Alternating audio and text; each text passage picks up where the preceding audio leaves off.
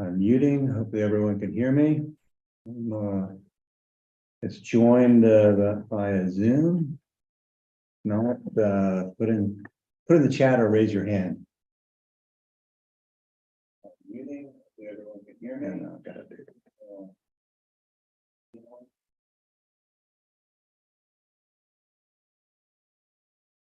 Perfect. Looks like the Zoom folks can hear us, so that's right. That's good, and I'll hope that the YouTube Lewisboro TV folks can hear.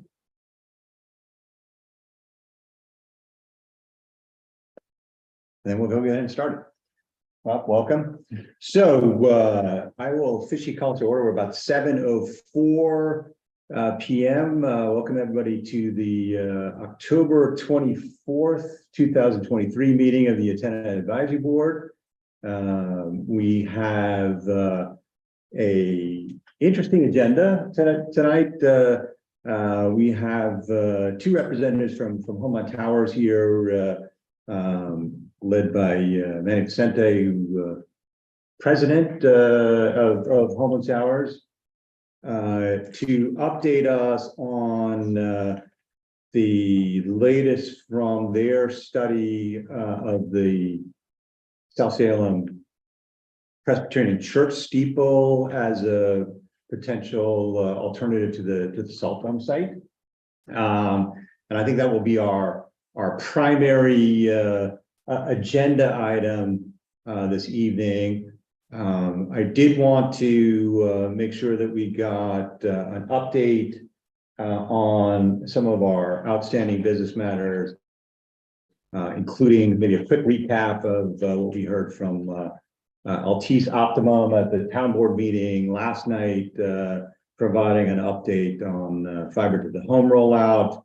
Then if there's been, I think there's not been too much in the way of new developments based on last May's meeting, where we heard from Christopher Thompson. Christopher Thompson from Aerosmith, which had walked us through some potential site alternatives for a project that they apparently were undertaking on behalf of Verizon to find an alternative site within a proximity of the Leon Levy Tower. So I don't know that we have too much new information there, but there is something we can discuss that. And obviously, if Homeland Towers knows anything about that, and we do have a guest in the audience, Richard Windrum from Verizon. If you've got anything to opine on that, you're welcome to as well. Tonight. I'm not here. Okay. Understood. And then Brian, I don't know if you've got any updates on the emergency services communications project that you're overseeing. So I guess we'll get to our housekeeping. I guess I'll make a motion to approve the minutes from our May 6th meeting. I've got a second. Discussion. Any objections? All in favor? Aye. All right, so the minutes are approved from our May 16th meeting. Actually, I'm not on the board, so I shouldn't be. Oh, I guess that's probably true. But I think we've got three from and we'll get those posted forthwith. Maybe if there's no other opening questions, we'll go ahead and turn the floor over to Manny and Ray from Homeland Towers to give us an update. Okay. Sure. You want to give me an update here?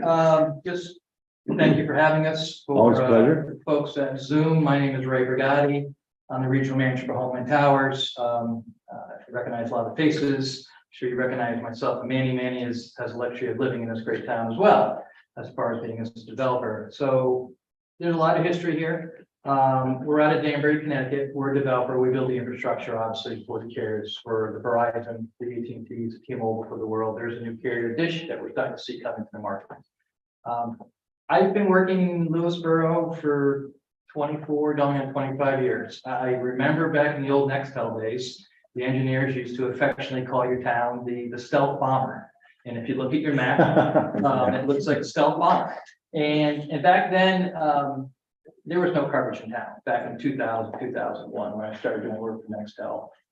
There was a need here. I looked back in this area back in 2000. The town made some leaps and bounds. So you've got a tower at Town Park that came in since then. Homeland Towers did the tower at the Elback and Cross River, which we're very proud of. And Manny also did the tower over on 138 over in Waterloo. So there's been some. And Vista Firehouse and Smithers Road. So there's been some headway over the past 25 years, which is nice to see. The coverage need in this area of South Salem, the Hamlet, Truesdale Lake, it still exists. There's been no new site, no magic bullet that provided coverage for this area. So we started Homeland Towers dialogue with the town, I guess, gosh, probably back in 2016. I think Supervisor Parsons was the supervisor at that time. And we approached the town about the salt dome property. It's town owned, it's industrial, commercial and use and so forth. We thought it was great with setbacks. Perfect location for the carriers. When I say perfect location, it's on the bend of 35. It's almost halfway in between the Leon Levy Tower on 123 and 35 intersection and the town park. And these sites work on line of sight. The carriers are very specific where they need to be. The terrain is challenging. They need to hit the roads. They need to hit the communities. They don't throw a dart at the map and say we want to be here. So they've always looked at this general area. As part of my job with Homeland Towers, I approach landlords, private, public, municipal. I look for existing structures if they'll work. When we were last here in February of this year, before the AAB, I think it was February 7th, you folks had asked us, look, we know Salt Dome is on the table, which is 81 Spring Street. We had looked at the DPW site over here, which I believe is 11 Main Street. But can you look at the South Salem Presbyterian Church steeple? Which I believe is 111 Spring Street. It's an existing 80-foot, when I say 80-foot, top of the steeple to the pinnacle of that church steeple. The funny thing about that church was there's a fire, I guess, in the 70s, and I've worked with Sam over the past 6, 8, 9 months on this project. But there was a steeple rebuild back in the 70s, and it was not built up to its original height from the 1800s. So what Manny and I did is 1700s. 1700s. So what the AAB tasked Homeland to do is to really dig deeper into the church steeple. Is it a viable option for the carriers? We started that dialogue with the church. We brought in our A&E. They did a tremendous amount of work. We ran structural analysis. We did design options. We looked into basically doing what's called a steeple rebuild, taking that top of that steeple of 80 feet and structurally raising it on what we cinder block would allow and what we can do there to make it work structurally. We were able to get the top of the steeple to about 104 feet from the ground. Okay. The thing is, you can't put an antenna at 104 feet. You know, the steeple tapers down, so you have to place antennas inside the steeple. Talked about a steel mast going up and through, tying into the cinder block and making it work for multiple carriers. We had antenna rad centers, I believe, of 90 feet, 80 feet, and 70 feet. We presented it to Verizon. They are the lead carrier, they're the carrier. They're driving the process here. And all the carriers are pretty much on the same towers here. They all pretty much have the same coverage, more or less. Some may have slightly better depending on where they are, but we know there's a need for all the carriers here. Unfortunately, Verizon came back recently and said, Homeland, as much as we would love to make it work, it just does not work. And that's not coming from us, it's coming from Verizon. And we would love nothing more than to make it work with the church and make it work for the town as an existing structure and stuff it inside the steeple. Unfortunately, it does not look like it's a viable option. And I think Verizon may have communicated that to you directly. I'm not sure if they have or not, but they communicated that to us in writing with their RF engineers, with their plots, everything. Just doesn't work. This is a line of sight technology. Height is important. We're not dealing with a flat area. We have peaks and valleys. We have terrain issues. We have trees. So they need additional height. Now, the funny thing is the church and the salt dome are basically apples to apples when it comes to ground elevation. Mhm. When we started this dialogue with the town for the salt dome site, we had proposed, and we still are, 130-foot structure. Be it stealth, monopole, monopine, other stealth options, we're open to that. And that's why we're here tonight, is to continue that dialogue, knowing that we can't force Verizon to take it. Verizon is saying, no, it just doesn't work. Now, interesting enough, during this time, Cityscape, which you folks are pretty familiar with, they're a very reputable company. They're out of the South, and they've been hired by Northern Westchester County to do this countywide independent plan. Not just Lewisboro, but all the towns here in lower North Westchester County. And they came to the same conclusion. A site is needed here in this hamlet area, the bend of 35. They didn't get to the specific to say 130-foot towers are needed, and that can still be washed out. We're hoping the next step with the town. But we're still, sticking to what we've said all along. The site is needed as a salt dome. We've sent out proposals to many landowners. We're not getting any interest. Okay. Doesn't mean to say someone's not going to raise their hand a month from now, or 6 months from now, but we'd like to partner with the towns. We partnered with you at the LVAC. I know another tower company partnered with you at the town park. It makes sense to keep it on top of the property. You get to control the aesthetics, you recoup the revenue from it. And we know we're not going to make everybody happy. We're sensitive to it. Manny's a resident here. He understands that. But we're trying to solve an issue, a coverage gap issue for the carriers. And not only that, we're trying to solve a public safety issue, to be quite honest, to be quite frank. This is a public safety issue. This is critical infrastructure. And I'm not here to preach to the Ted Advisory Board, but like Manny always says, this is just as critical as water, gas, electric, sewer. These towers are just as critical infrastructure. So I think tonight what we want to do is just answer any questions the AAB may have, talk about the church if need be, obviously, talk about the salt dome, talk about the next steps, because we like to work with the town. We understand it's an election year. We're not looking for any decisions tonight. We just want to have an open dialogue with you folks, honestly. Yeah, and I just want to add to that a few things that are really important here. As a developer, we don't design the network. We don't make decisions on how the network is designed. We take orders from the engineers who are designing the network. That's really important because I think sometimes people think that we're driving the bus in this process. We're taking orders. Okay, we're evaluating, we're searching, we're taking orders. We're not making final decisions. That can only be made by carriers and their network team that's responsible for providing, for designing and providing that service to the public and to their customers.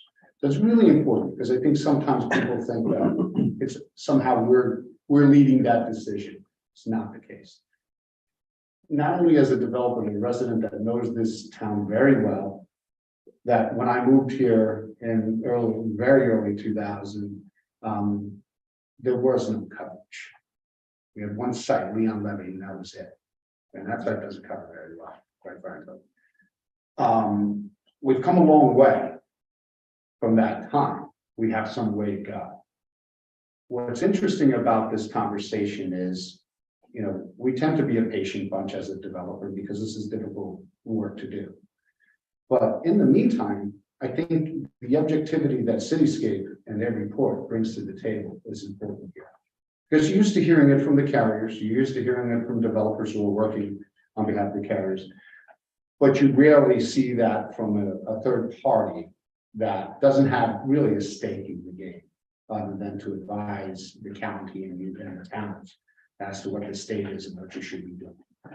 So I think it's really important because when Verizon, the developer, and an objective party, your own understanding of your community and what the needs are, all align and come together, we have to pay attention. There's no more question as to, is there a need? I don't think so. I think we all understand that. Are there a lot of options? No. I think we've vetted that and we understand that as well. We put in a tremendous amount of effort into investigating the church steeple. I think if you were involved in that process and know what we did, we engaged 3 different engineering firms. Only one in this state to look at the structure.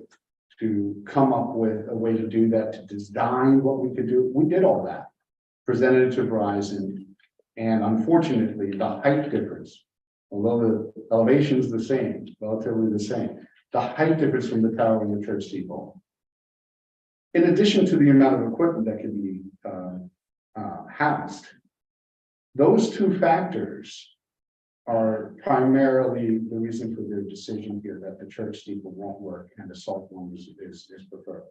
Why do we say the salt dome is preferred versus anything else? Because there is nothing else. We've looked for 6 years now, maybe 7. There is nothing else. So unfortunately, we find ourselves in a situation where we know we have a problem. We've thoroughly assessed the situation. We've had multiple parties assess the situation. And we're coming to final conclusions, which means that decisions need to be made. And maybe the decision is, you know what? We're fine with the coverage that we have. We don't want any. We're good. Maybe the decision is to move forward with the salt dome because that makes sense technically and otherwise. I'm not sure. Maybe something else comes into play, but after 7 years, I don't think that's going to be the case. So we really have to come to a point, as Ray said, and I think you all know, we've tried, we've looked, we spent a lot of time. It's time. We're going to put a proposal back in front of the town board for the salt dome. And we're going to push for a decision from the town board on that, since there does not seem to be any alternative that works here. And I think that's been vetted very well. So some tough decisions. I wish we had a better story to tell, quite frankly, but it is what it is. And I think we're at that point now where we're going to put the proposal back in front of the town board. And then I think decision making has to be made, whether it's the current town board, a different town board, what have you. And we're not in control of that decision making. Quite frankly, as a developer in this business, if we had an alternative, we would be pursuing it. And I think that's it. I mean, that's the crux of the matter right now. Happy to answer any questions.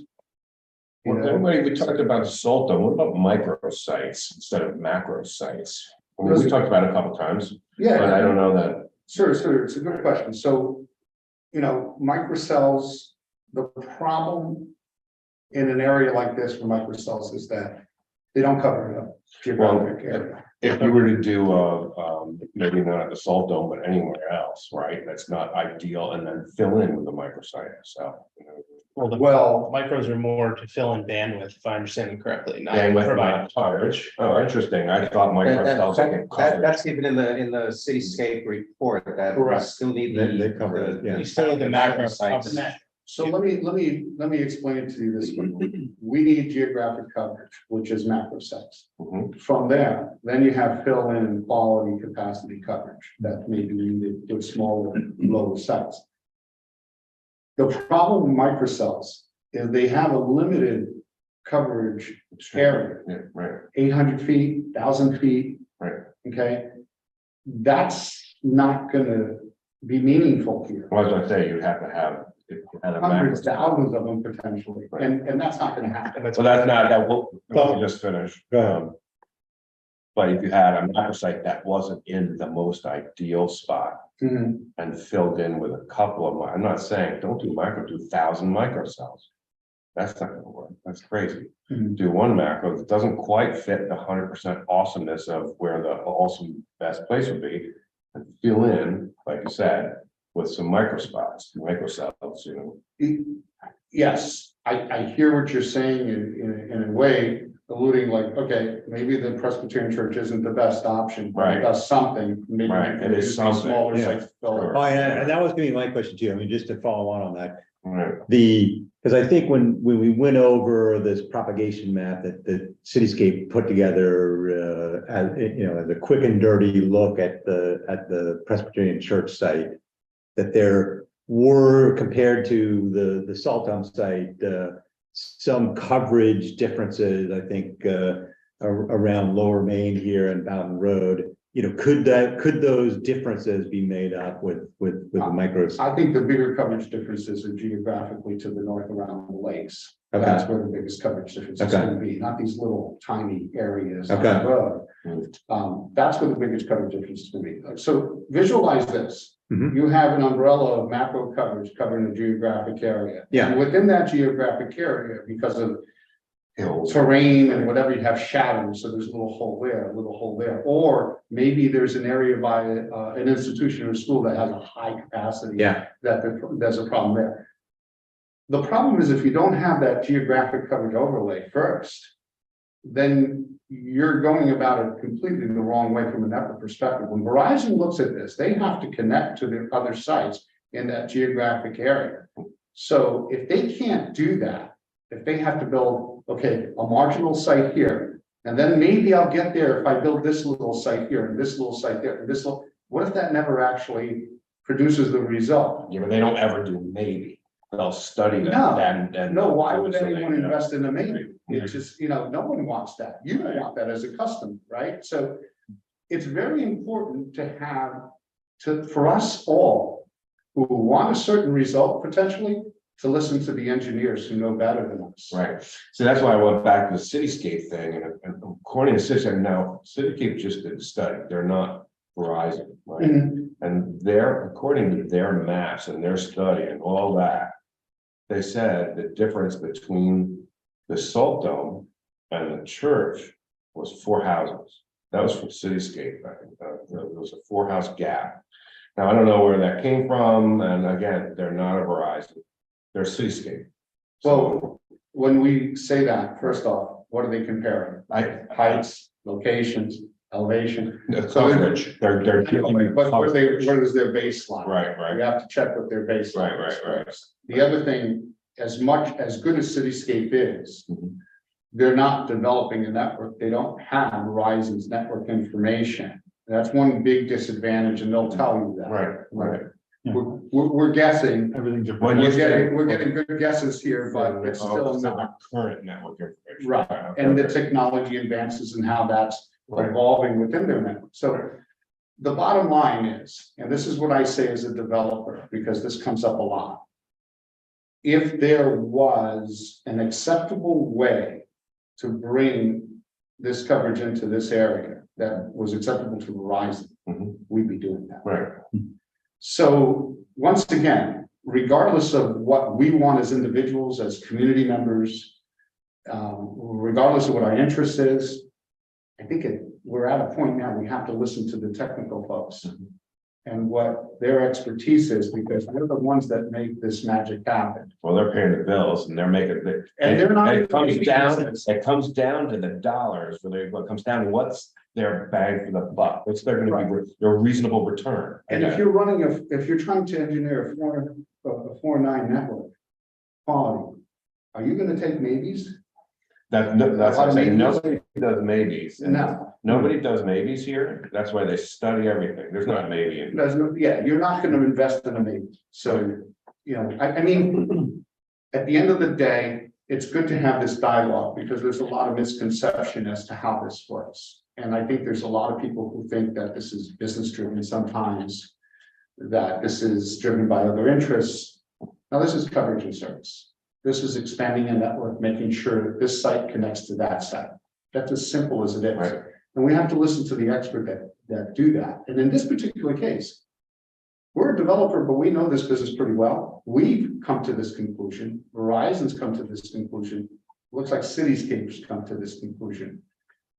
And without viable, not maybe alternatives, the only option we see after 7 years of this is putting it back in front of the town board that has the only potential property right now to solve the coverage problem.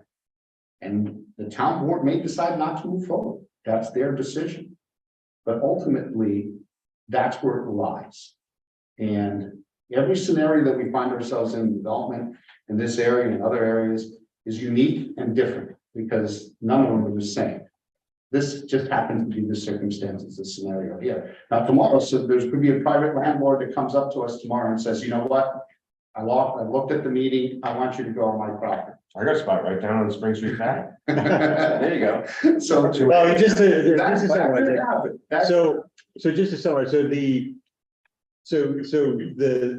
idea of filling gaps with microsites to make up for the coverage difference between the church steeple and a salt dome tower isn't viable from an engineering or a coverage standpoint. I don't think so. I think that's for Well, that's Verizon a to answer, Okay, for sure, Okay. because I'm not gonna speak for them. okay, I don't know, But yeah, I think this is what happens in that scenario. There's a lot of what ifs, yeah, there's a lot of maybes Right. here, there's. It's very difficult. These guys are very serious about what they do and they don't want to make mistakes. It's very Okay. important to them. And they've looked at this for 7 years. And as a developer who wants a better result, we've pushed them, trust Yeah. us. We've pushed them to seriously consider a better alternative. Hmm. And we're at this point. and these microsites, like you said earlier, they need to be placed every 500, 1,000 feet or so, depending on the terrain. Well, if you notice, if you look at the cityscape report and their environment and the stealth fighter, you're gonna start seeing a pattern of distance. Right, Okay, and the pattern of distance generally in this area is, it's about 2 miles, to 3 Right. miles. For the Okay, map. as the And I crow think- flies, and I- as the crow flies, Yeah. so. and I haven't looked at the report in detail, I just skimmed through it yesterday. But they do have, they do show there's a graph that shows, a drawing that shows microsites. But as an addition to the macro sites. So you can't do the underlay without the macro. Correct, right. And that's what they're trying to explain to everybody. Right, is Yeah, like, and I listen, think you they really make that need the clear. macro first. Yeah, they make that. And then you put the underlay in, or else it doesn't work properly, or else you could be doing more underlay sites than you actually need, or in the wrong places. And those sites, those microsites, they're reliant on utility power, right? So if there is an outage, they're not gonna have the backup power. There's a the macro site. There's a battery backup in each macro, like cable vision, that's Well, a service. those, tag. The micro of the batteries is real, the life is very, very long. But Optimum's the same way. They're supposed to replace those batteries so often. They're supposed to last 8 hours in their repeaters and.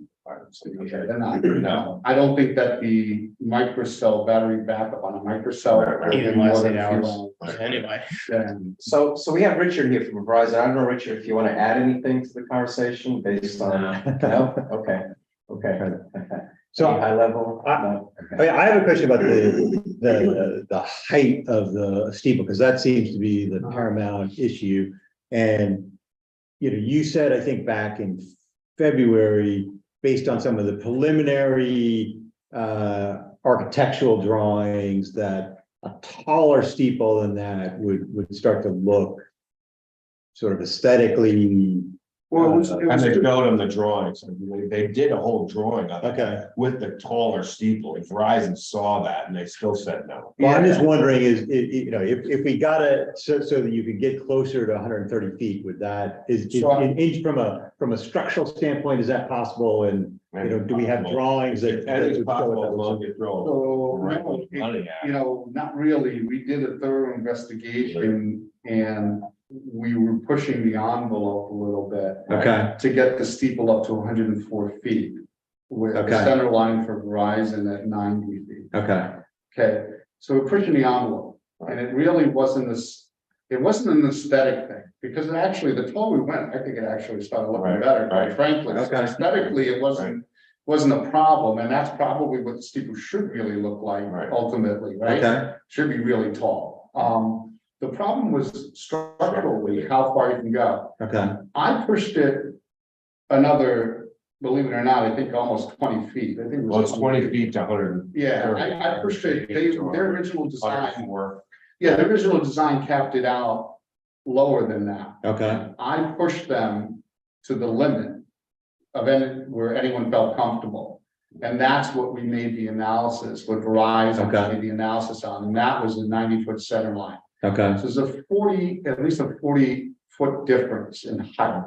It would be a steeple rebuild from the ground up to make Correct. anything 100. You could make it 150 feet.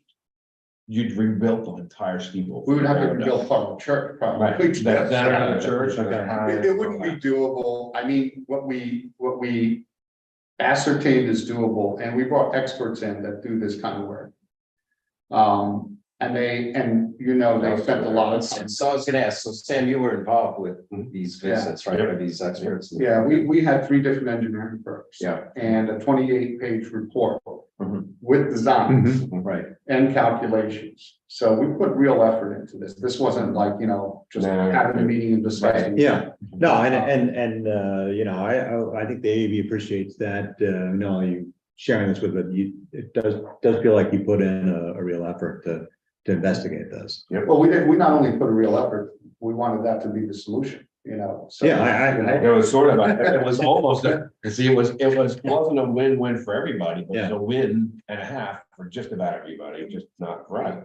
Yeah, and look, once again, it isn't even, I wouldn't even, put it on Verizon. It's those engineers and what they have to deal with and what they have to accommodate. It's physics, it's science, we can wish whatever we want. It's like, at some point, the answer is like, yeah, can't do that.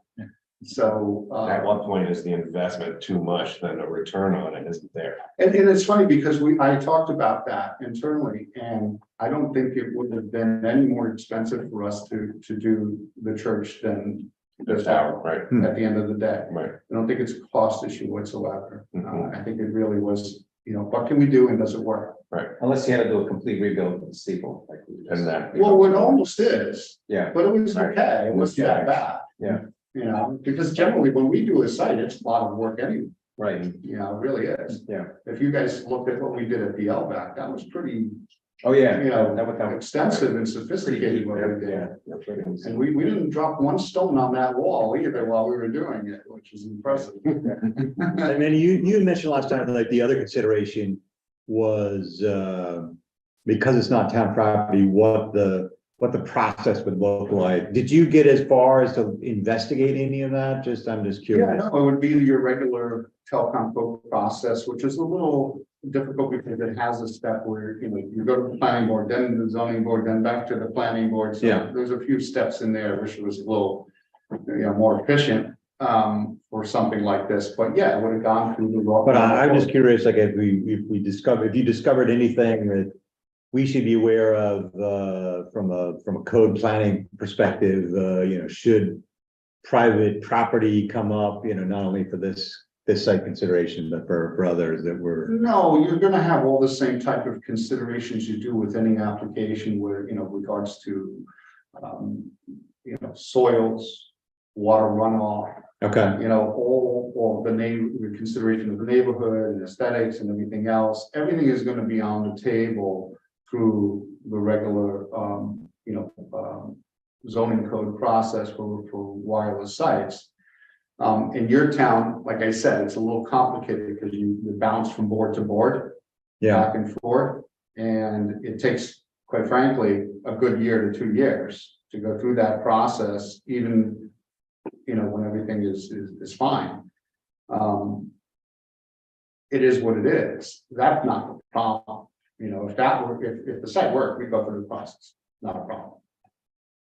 okay, no, because you just mentioned if it looked like it was a process gonna drag on for years and years and years, that would be a We're consideration. used to that, we're okay with that. Okay, At the end of the day, if taking another year means getting the right site, we're fine doing that. No one is against doing that. These sites are gonna be there for a very long time, so it's not about that. okay, So we wouldn't not, or shy away from a particular site because zoning is hard. okay. Just All right, so there it looks, seems to be another site, that's all. yeah, no, it looks like where we are is we're where we have been, with the cell phone, because the alternate site near the animal hospital proved to be, unviable, and I think in February, we determined there was either the cell phone or if we can make the steeple work, that would be just about the only alternative. Yeah, and we've taken, we've done a lot of work, taking our time. I think both us, and Homeland Towers and Verizon, and reviewing it. Verizon didn't make a decision overnight. They looked at it for, I think, about 2 months. Okay, So they studied it pretty hard and they're pretty busy and I believe that they gave it a sincere analysis. I have no reason to think otherwise. okay. And I guess we better hear from Verizon, but it sounds like, from your impression that it's a non-starter for them at this point, but I would love to hear from them, if for some reason the cell tone runs into issues where it isn't going to get approved, like, is there any reason to go back to look at the steeple as an alternative? Well, I think we're gonna make our proposal to the town board now. I think that would be a good audience and forum to have that discussion. And to hopefully Verizon can be part of that discussion correctly. I think that's where we need to go now. Okay. And there's some options for the town board when we get to that point. But I think for your board, what's important here is, sorry. You've listened to us, you heard our feedback, you've seen what we produced over the years. I think for your board, you have to advise the town board of your recommendations, your conclusions, your concerns, whatever it is. We put our proposal in front of the town board. Town board then has the difficult task of assessing, asking questions, drilling us, whatever they need to do, and then ultimately making a decision. And there's some options that the town board has in doing that. Understood. And I think it's appropriate for us to get in front of them Yeah, to have that discussion now. understood. I have one question for Richard. Richard, in terms of getting Verizon input, would that be Joe Barberi, or? I mean, I was gonna wait till the public portion, because Okay. I felt. Yeah, no. this is Okay. I don't Yeah. want, this Homeland Powers, this No, but presentation. you're part of the, It's not- it's yeah, not- Well, we'll open for public comment soon, so if you want to wait for that, it's fine. okay. I'll move to, maybe we quickly just bring up this Aerosmith, the Leon Levy thing, and then open to public comment, and then. Well, Yes. unless there's any more questions from any of you, or, No, not Okay. at this point, no. and anyway, thanks for coming in, hopefully you stay through public comments just to hear what the public has to say. But maybe quickly, just to recap, we had Christopher Thompson from Aerosmith present on, which really we learned shortly before that they were even looking at a alternative to the current tower in the Leon Levy Preserve for Verizon specifically. And we went through on Google Earth, I think, some sites that he had investigated, that they had investigated as being potential sites. And I think we sort of aligned, largely thanks, I think, to Rob's input on. They're all in The majority were reserved. Yeah, they're all That they were reserved. in the preserve and in sightlines that would be Right. difficult. historic ruins and the preserve and. So those were without. Yeah. Yeah. But I think there was one site that he actually submitted, is there BSA? I'm forgetting the terminology now, but a non-binding agreement that would allow them to proceed. And I think he said also there was a private landowner north of 35 there that had done the same. Right. I don't know, have we heard any, you So the only submitted feedback- the non-binding agreement just to Correct. sort of move the process forward, Right. but that's sort of where it stands. Right, and what they did was they came on site to look at the town-owned property that's on the corner of 35 and 123. So it's the Sort of southeast across corner. the parking lot or. There's a structure there now. that Yes. used to have power to By the it. traffic light, right, that Right. southeast corner where Yep. that Yeah. structure is, right, so they did a site visit, so I pinged them to see if, he had any updates, but they don't. He said, as far as we know, they're still reviewing, they being, I think it's a combination of Tillman and Verizon. Tillman is the tower company. They are still reviewing everything, especially on the radio frequency side of things. It is simply waiting in at this point. There's no set timeframes for when they will be making a decision. So, and again, that was to relocate Verizon equipment off of the current Leon Levy, or also known as South Salem Tower, to this new Tillman Tower. So no further updates to answer the question. Yeah, I think we had also asked if they would go to American Tower and see if they could site a tower in On that. close proximity on the same land that apparently American Tower owns, but don't have any update on that either. So that's where that stands. Maybe now, since I presume everybody that's on Zoom or here is interested in the cell tower development, so I'll move to open for public comment. Second, and discussion. So move. So I guess we'll open the public comment. If people could state their name and hamlet. We'll try to keep you to 3 minutes, I guess, maybe starting with the people in person. Is there anyone that wanted to make a public comment? Richard? Rich Winter from Verizon. What I just wanted to say was, based on what I heard, obviously, there are some questions for Verizon. I'm more than happy to coordinate that. I'm not sure if I should coordinate through the chair of the committee, probably would be the most appropriate, so I'll. Yeah, I'm happy to do that, and then, I think for the town board deliberations, it's probably more important as we get into this. Because I think there's been public comment in the past that the citizens of Lewisboro would like to also hear the viewpoint of the carriers, and not that we don't trust Homeland Towers, but just make sure that what they're saying is consistent with what the carriers viewpoint is. So the more direct interaction that we can have, I think, would be appreciated from all sides. And if I can be copied, Richard, on that correspondence, Joseph can certainly take the lead. Sure. Yeah, happy to do it. Yeah. So thanks for that, Rich, and thanks for coming. Any public comment from our Zoomers? You could raise your hand.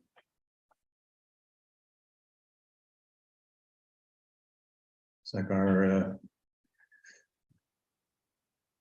Adam Stoloro, who's a frequent guest of the AV meetings, has raised his hand. I'm asking you to unmute. Hi. Nice to see you again. Good to see you too. So, it's interesting to hear back from both Homeland and Verizon on the church steeple, because my understanding is Homeland went through all of their analysis, and engineering basically found that it would be viable. And I think it's important for Homeland to share that engineering. Maybe I'm just like your affiliation to the proceedings here. Oh, sorry. I'm an attorney with Cy Paget and Rozelle, and I represent I think everyone, Cheryl and Carol and Dean, who are on also on the Zoom here, who are homeowners opposed to the Salt Dome site. Thanks for that. So I think it would be important for Homeland to share its engineering analysis with the town for the church steeple, as the town board goes ahead to consider what I understand will be Homeland's proposal for the Salt Dome site. And because that analysis, as far as I understand it, supports the viability of the church steeple. They would have started with an analysis of whether it works from a coverage perspective, and then worked through whether it works from an engineering perspective. If it didn't work from a coverage perspective, from Homeland's perspective, they would not have put money into figuring out whether it works from an engineering perspective physically. So, my understanding is that Verizon, between the two sites, thinks that they will get, or maybe the analysis on Verizon's end shows that they would get better coverage from the Salt Dome. That doesn't mean that they wouldn't get coverage that could really help out the town from the church steeple. Now, the town's zoning code is clear that it prefers cell installations at concealed locations and existing structures, and that it's the burden of the applicant to show that that won't work. And what we're hearing is that from Homeland's perspective, at least, that this did work. So this is an unusual circumstance. I mean, Homeland told you tonight that they aren't driving the bus, that Verizon's driving the bus. That's actually not the case here. The town is driving the bus. And normally, this is, normally Homeland and Verizon would come in with a private lease for, privately owned site with a lot more leverage, backed by federal law, that would allow them to put pressure on the town to approve one site or the other. But here you've heard from Homeland that there is no other site. You're down to your final options. So the town is really at the end of the day going to dictate where this tower goes. And, there's a clear preference for putting it in an existing structure. It would be a win for the town. It would be a win for the residents. It would be a win for the church, who I understand wants this, wants the installation of the church steeple. So the question is just whether Verizon can live with slightly worse coverage from this location. And, I think when we get in front of the town board, that's what you'll hear from me and my clients, is that, the town should present that as an option to Verizon, and Verizon should take it. I don't think that the town should bow to Verizon in this instance and just give them what they want, which is the tallest tower that anyone will allow them to put in. That's what they do all over the place. So I understand that they're going to come in and say, this isn't perfect for us, and so we're not going to take it at all. And I think the town has to call their bluff. Thanks, Adam. Oh, sorry. One more thing before I get muted. And that's that I've said this before, but I think it's very important that the town hire their own consultant to review the coverage maps. Maybe Cityscape will step in, but there are other consultants out there that would provide another look at this on behalf of the town and be able to really advise the town on the difference between what Homeland was, had engineered, what Cityscape had said, and now what Verizon is saying in terms of its coverage map. Thanks. All right. Thanks, Adam. Carol's got her hand up. Carol, asking you to unmute, and then we'll come back to you. Hi, Carol Carol. Cernak. Carol Cernak, South Salem at Farview Farm. I have a couple comments. I don't, just because the salt dump sits in between two historical farms that are high in acreage and less density as far as customers go for Verizon, I don't think that should go against the decision. I mean, we have 2 acre zoning here at Farview Farm. I don't know what Echo Farm is or anybody else, but we shouldn't be punished for keeping a farm historical and open space and say, well, it just doesn't affect that many people because it's over there and there's only 3 buildings there that have Verizon service. So that's one point.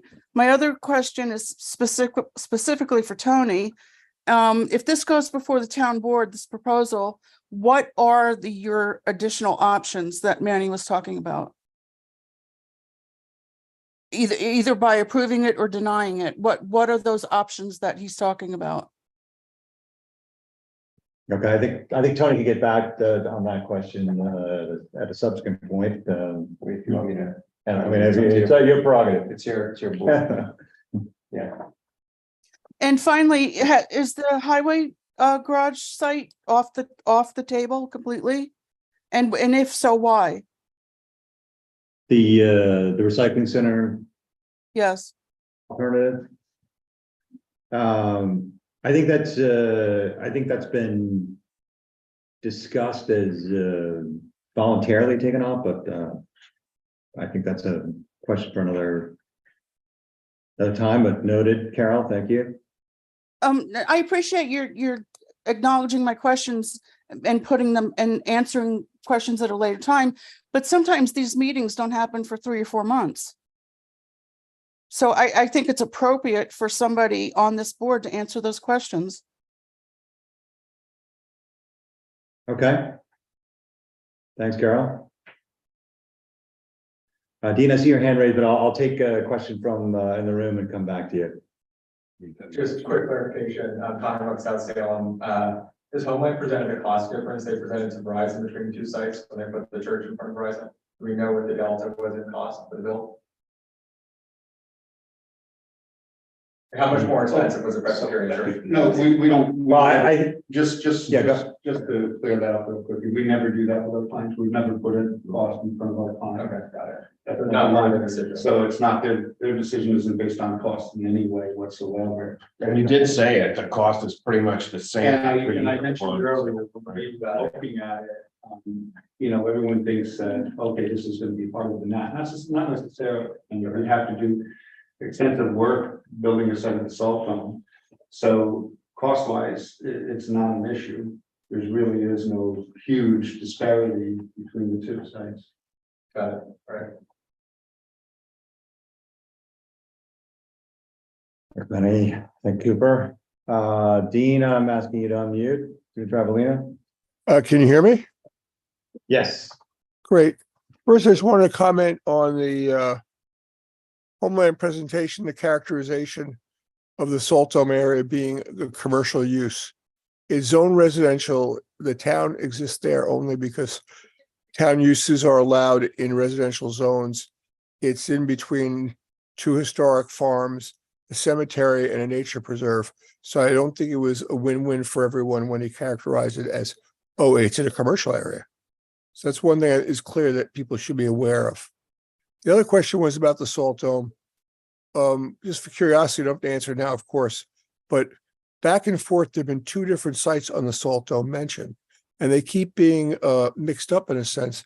And any evaluation of the Salt Dome and the viewscape, I think it's got to settle on which one of those is going to be the correct location, or really, if it matters, which location is. And the other thing about the viewscape, to get back to that, I read through that report that the town board received yesterday. Briefly, I didn't understand most of it, but I did get the point that the church tower has pluses and minuses. It cuts out a few homes, apparently from coverage, but it said right in that report from whoever the county hired, and I don't know where their data came from, but they had a lot of maps in there. They said that it will actually enhance coverage on the western part of Lake Truesdale. So, this might bring us back again to that Verizon wants Route 35 at the cost of the people who live on the lake. And then that leads me to my last point, is that the report that the county gave to the town yesterday also shows that we're way behind on concealed towers compared to other towns, and micro towers. We are zero. Every other town's got many of them, and we have zero. I was wondering, again, I don't know the answer, and probably not for this day, but if the church tower were used, if there might be a few places where along Route 35 or the houses that supposedly aren't covered might be covered by a micro tower, and then the people on Western Lake Truesdale get the benefit of enhanced coverage. And that's all detailed in that report the town got yesterday. Thank you. Thanks, Dean. Cheryl, asking you to unmute. Yeah, can you hear me? Yes. Okay. First of all, I want to thank Adam for his presentation, and obviously I agree with what he is saying. I think it's important to have, it seems that there are some discrepancies amongst the opinions that have been submitted. And so an independent consultant can perhaps reconcile them. And I think, correct me if I'm wrong, Adam, but I think that the town does not have to pay for an independent consultant. That is a cost covered by other parties. And also, I am reminded of a saying that seems to be very popular now, which is, don't let the perfect be the enemy of the good. And I'm referring to the fact that the Salt Dome may be slightly better, but not significantly better than the church steeple, not significantly better that it's worth ruining the historic appearance of South Salem, the aesthetics, which have been so important to all of our previous residents going back 300 years. The town has fought for historic recognition, and there are also height limits and all sorts of other provisions in the town code that protect what is our heritage. So I would like to make sure that that is weighed heavily. In fact, I think it's the first paragraph of Appendix C even mentions the importance of view sheds. So I just want to make sure that that is given heavy weight in the balance. Thank you. Thanks, Charlene. Since I don't know if we got your affiliation in the outset, but well said. So we want to give you credit for saying that. But are you a South Salem resident? I am. I live behind Echo Farm, and from my windows, I have the luxury of seeing both Echo Farm and Farview. And I've been here since '84. Okay. So I've enjoyed that. Hence the view shed comments. Yeah. Thank And you. I think it's important, not just for me, but for the town. We would see the tower. We would see the tower from our yard, our property. We have 9 acres. We have 2 acres where our house is sited, and then immediately behind that, parallel to Echo, are 9 acres of undeveloped land. All right, thanks, Cheryl. I hate to cut you off. We have another comment in the Thank room. Thanks, Cheryl. Hi, I'm new. I don't know anybody here. My name is Claire Aldridge, for the record. I decided to come up here, introduce myself. Tony and I know you, Tony. Yeah, we spoke in an email exchange. Yeah, I'm sorry, I don't even know your name, sir. You're Joe. I'm Joe Noy. Joe Noy, and you're the head of the. I am the chair of the antenna advisory board. Okay, so I'm a country mouse. I'm anti-tower, so I'll just get that right up front. I'm just curious, I guess I should start, is this an FCC mandate? Like, we don't have a choice about whether we want a tower, the question is where the tower goes? Or do we even have an option to discuss, and am I like 5 years too late, whether we need a tower? And I guess I'm wondering, have we ever done a poll to find out how South Salem feels about having an extra tower? Yes. Where do we begin? We've done a poll. We did a whole study, 2 years. Okay. We've asked those questions, and we are at the end of the 5 years. So Yeah, no, I figured. you're not 5 years too late, but you're here, so. Yeah, so I guess first, is there any way, what's the best way for me to see a copy of that study? Or could you just tell me it's like, it's the majority of the town in favor of a cell tower, but no one can agree where it goes? Or, Everyone wants a cell tower, no one wants it in their backyard. right, that's the kind of what I summary. figured. Yeah. Yeah, and all that is on the AB section of the town website. AB. Antenna advisory board Okay. section. Okay, and the results of the poll are there also? Yes, in fact, there's also a nice summary from Rob on the results. Okay. Am I allowed to leave my contact info for Cheryl? Because I'd like to talk with Cheryl. Cheryl, I don't know, I know Keith Bauer for many years. I can get his number for you, or my number is 914. This is gonna be a post. Maybe send an email and Cheryl, you I can can make a together. connection. Okay, all right. Anyway, I just want to thank all the residents who've spoken up this evening for expressing that. See, this man's probably gonna throw me out of the room any minute, because I know you're pro-towering that. But I just want to thank all the residents of South Salem for expressing their point of view about how difficult it is to put a thing like this in a place where, you know, for many of us who lived here for many years, I didn't come up here with the expectation of having a cell tower. I don't mind if I die in the woods and have a heart attack and I can't get 911, that's okay with me. And I'm sure I'm in the minority, but I just kind of wanted to speak up. And I guess the last question is, what does the federal government say if we can't seem to find a place to put this tower? Then what happens?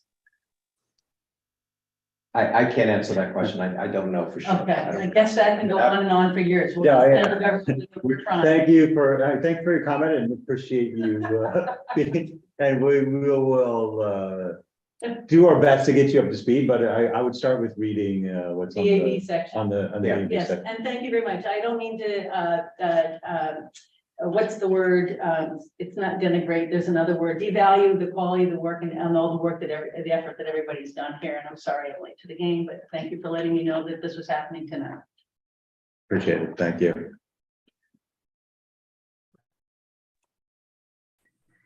Any more comments? I see Cheryl, you got your hand raised again. If this is Yes. regarding connecting with the, go ahead. I just wanted to say that both Carol and Dean have my contact information. So if you want my email or my phone, they We will will be make able a to give it to connection, you. Cheryl. I promise. Cheryl, I just want to clarify, you and I had a discussion, right, and exchange it over email. Yeah, Okay. I just don't want to broadcast this to everybody unnecessarily, but we will make a connection. Okay, thank All you. right. If there's no further comment, I will move to close public comment. Second. Any objection, closing public comment? All in favor? Aye. Okay, so public comment is closed. Thanks for all those comments. It seems like we have a few questions to follow up on, as well as some duly noted advice, which we've heard before on the independent consultant hiring, which I believe it is not something the town has to pay for, as well as getting detailed comparisons from Homeland on whatever information can be provided, which I think will come out in discussion with the board for the proposal of the salt dome in any event. Yeah, and if I can add in terms of a consultant, I mean, a cityscape was a consultant that was hired by Westchester County, and Westchester County paid for that, for them to do this study.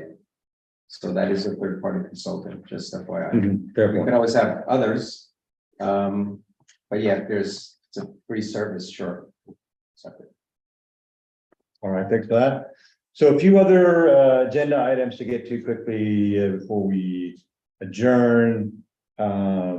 One that would be really quick to cover is the update on fiber to the home. We had a brief presentation from Frank Oliva, who is I guess our municipal representative, government relations representative from Altice Optimum, who provided an update on fiber to the home.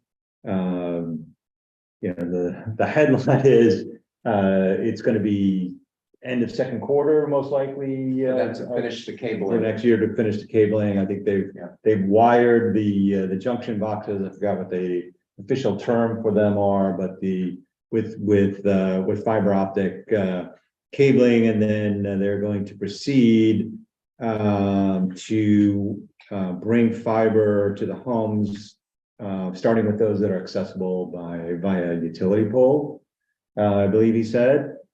And there were some questions from the board about what the difference between fiber optic service and our existing service, which is sort of a combination of fiber backbone and coaxial cable. And I think the key takeaways are that it's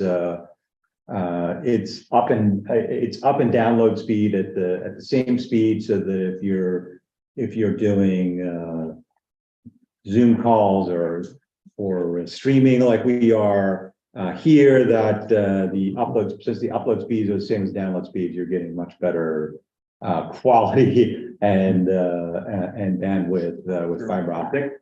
And it's more reliable. And the second thing, that if there's a power outage, the electricity needs of fiber are much less, and so there's a greater chance that your internet will not go down if the power goes out, if you're all fiber to the home. And there's some other environmental impact advantages which he didn't really elaborate on, but I think the speed being two-way and the reliability issue if there's a power outage are key. Higher capacity overall. Well, higher capacity, Much higher. absolutely. Yeah, we could have bandwidth for another 100,000 residents without any issue. And that was all the problem that's been compounded with the coaxial system, that they keep splitting And during splitting the Yeah, nodes. during COVID with everybody working from home, it overloaded the existing nodes. Yeah, Some areas. so I think that would be a huge breakthrough for the town, particularly since not everyone's working from home all the time now, but people are still working at home more than they had pre-COVID. So important that that gets done. So I hope, hopefully we've heard from Optimum that this is coming in 6 months for, I think, the last four more years, but it's coming in 6 to 8 months. Any other comment on that? But I think it was noted, and that Sam, you've corroborated that the service issues that people have experienced on the existing cable coaxial system have seemed to have declined, and They replaced one of the nodes. And then I think they identified which node was shorted out, because it's struck by lightning, they couldn't find. And I guess there's new management at Optimum that is emphasizing customer service, so maybe that's contributing in a positive way. So next item before we pull the board is any updates on the emergency services. Yeah, very brief. Okay. Pretty brief. So we met a couple of times with PD and Tony as well. PD feels that the MTA system suits their needs. It was discussed that it doesn't necessarily actually fix the problem that they're having right now, but it doesn't improve their local coverage, which was desirable. Okay. And it comes at a lower cost than purchasing and installing a system that runs just in the town of Lewisboro. And they figured out the compatibility issues with the New York State. Well, no, that's what I'm Okay. saying, it doesn't Okay. fix, right? Okay. So going with the MTA system does not fix their problem with communicating with TMC. But I think with the cost issue factored in, it became more appealing to go with the MTA system because it still gives them coverage in the area. Without going to that $1.2 million price mark, $1.4 million price mark that Motorola threw back. Okay. To have a complete solution, like I said, installed locally and owned by the town. So I think it was more of like a middle ground solution. That's what the decision was at that point. I don't think anything has changed since then. And as far as I understand, the PD is still working with MTA to make that happen. So that's the update. I don't think that there's really much that we're going to. I don't think there's much that we're gonna much further that there's. Just a question on the TMC. I thought Right. that was something that was going to be fixed. No. Either on the TMC side or. Unless TMC is planning on Yeah. changing New York State's radio system over to Metro North. Mhm. Or, Metropolitan Transportation Authority, I don't see how that would be possible. Essentially what they're doing, what PD will end up doing is they're gonna get new radios, but they're still gonna communicate on the same frequencies that they're on now, which lack that coverage. But what you will have with the MTA system is the coverage for our units will be better, and town highway will be better because they're on this wider area network that's better engineered than TMC's system, but it doesn't actually solve the problem of communicating with TMC. Would they ever But it consider also- putting a tie line in for the new MTA system? They won't tie into it at all, like county ties it into Adams Lane direct. Yep. Because you'd think there The would be state is the state. an incentive for MTA to be able to talk to state police. But they're two different entities. Hmm. And the state does its own thing 100% of the time. But this system, the MTA system will permit communication with neighboring municipalities. Like in Connecticut, I think that was one of the things that the chief mentioned. The radios will, the MTA system itself does not. Unless there are other Connecticut agencies that are, which to my knowledge are not any. unless, if not few. The radios themselves will be compatible with neighboring agencies, but it would require, programming and agreements between those agencies, et cetera. Yeah, so that wouldn't be a problem. That also wouldn't Yeah. change between whether you did MTA system or a local system. The radios either way would end up in some capacity being compatible with Connecticut at a minimum, Yeah. some, the majority of the Connecticut agencies, I'll say, not, I can't say it definitively because I don't know what everybody in Connecticut is Right. using, but You could also put DTAC or UTAC in there, that's kind of countrywide. nobody uses them, and that's the problem. Right. So- But it's there. That'd be great, but there won't be Did you anybody make on the other progress end. with, talking to Supervisor Burdick, or Representative Burdick, on funding, grant funding and the dormitory funding? Actually, we should find out next month. There was a grant application in. Okay. That you submitted, Excellent, which will cover the majority of the cost. excellent. So fingers crossed that we get that. The dormitory authority is pretty good. That's the. Yeah, that's the state Yep. thing. Yeah. Okay, Other than that, that's That's- kind of the end of that issue. okay. Yeah. I think we covered our agenda, a little bit over, but, got through everything. Pulling the board, Sam, do you wanna start us off? Any thoughts from you, you wanna talk about? No, everything was covered pretty much. I mean, Okay. you guys did a thorough raid, man. You guys did a thorough investigation. Verizon, you guys are here. I got nothing to add. Okay. Thank you, I'm not, Brian, I'm good. Tony? No, I think the only thing is, I'm gonna go through that, cityscape report and, in detail, and, we'll be ready to discuss at a town board meeting. When you ask us to put it on the agenda, we will, and, look forward to having Verizon, participate in that as well. Rob? I'm with Sam. Okay. Everyone said a lot and. Lot to think. Yeah, so, Oh, can I say just one more thing? go ahead. So I think there was a comment made by, I think it was by Adam, saying that the town, that the town is driving this. And we're actually not. I mean, we're the ones that recommended that the church steeple be considered. That was our interest, was that it goes there, they get the revenue. But, if we need to investigate, if that's not gonna work, we need to hear from Verizon and see why not. I think we heard some of that today, but I just want to make it clear that the town is not requiring that this go on town property. We did want it to, the church steeple to be the first choice, and that's why this work was done. So thank you, Manny and Ray, for taking the efforts to do that. Thanks, Tony.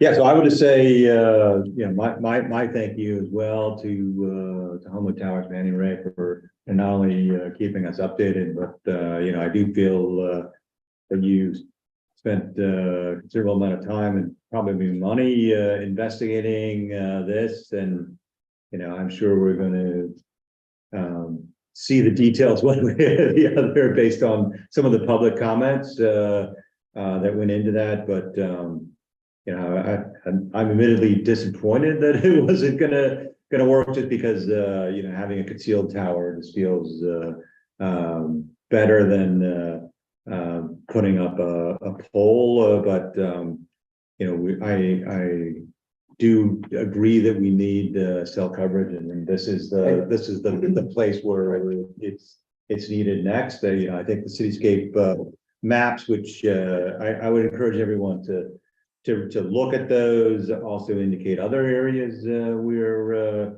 macro sites are needed to get out ahead of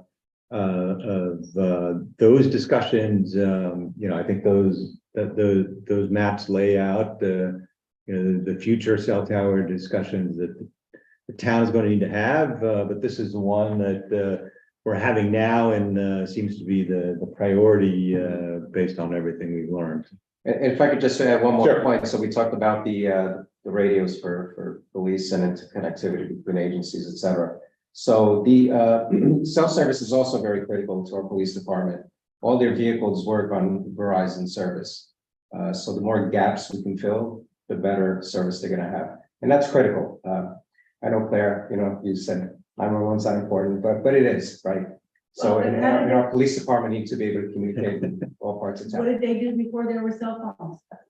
Sure, but That's a discussion we can have. That's another. After we adjourn. I was like my child, if he's dying in the woods, I'd like to be able to call a cell phone carrier and have 911. I don't think. You can stay in the Yeah, woods. but anyway, that's. That's a great discussion, but I want to thank all the public comments, and for Dan Welsh and the board, who, seems like every time I go to a board meeting, I hear him say, can the AV, give us a summary of the cityscape report? And, I think it's pretty straightforward to read through it, but, happy to prepare that if the board wants. And It's a pretty long document, but the appendix C, which is specific to Lewisboro. Pretty short. One that we should yeah, focus yeah, on. pretty short. And the images are, I think, Linda at the last meeting, the images are really good. And it's also really good to get a primer on some of the language that's used in the industry. So it's good reading all around. So with that, and Carol and others with the questions, I will do my best to respond to those ahead of our next meeting. Thank you all. We are now adjourned at 8:19.